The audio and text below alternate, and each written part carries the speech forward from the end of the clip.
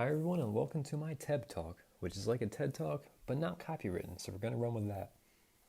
So today, I got a little presentation for all y'all. It's about holograms and also briefly lasers, so let's jump right on into it. What are holograms? A hologram is an interference pattern created by two colliding beams of light, which all result from one beam of light that is run through a splitting lens, and which are split into a reference beam and an object beam that travels into the object that is going to be recorded into the hologram, so it bounces off of it and its image is recorded when it interferes with both the holographic film and the reference beam, which is the other half of the laser. Now, a hologram is the recorded pattern, but also the displayed image when it is viewed. And if we come down here, we can look at this diagram that I graciously borrowed, where you can see the laser traveling into the beam splitter and being split into those two beams we're talking about, the reference beam and the object beam. Now, to do this, you need a laser and you need interference and the holographic film. So for the laser, you need something that's polarized, a defined direction where all the particles are traveling in a line, and it needs to be monochromatic. So what are we looking at here?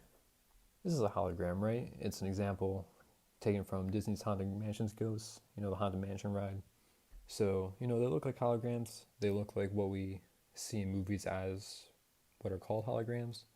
But if you answered yes to this, you are being caught acting foolish. These are actually examples of the Pepper's Ghost illusion, which is a reflection off of a couple mirrors. It's more based on reflection rather than interference. An image created and reflected into a different area that is not near it. So this illusion is used to create these three-dimensional images that can move around that are actually just being reflected from a distance. So we got a couple of different forms of holograms for us to look at. We got transmission holograms, reflection holograms, and rainbow holograms. First off, we got transmission holograms, which they work pretty well in displaying the image that's recorded. They're easy to use, but they need to be viewed with a laser in order for the image to appear, and not just any laser, but one that perfectly recreates the original laser used to create it, meaning the same color, same frequency, same direction, same angles.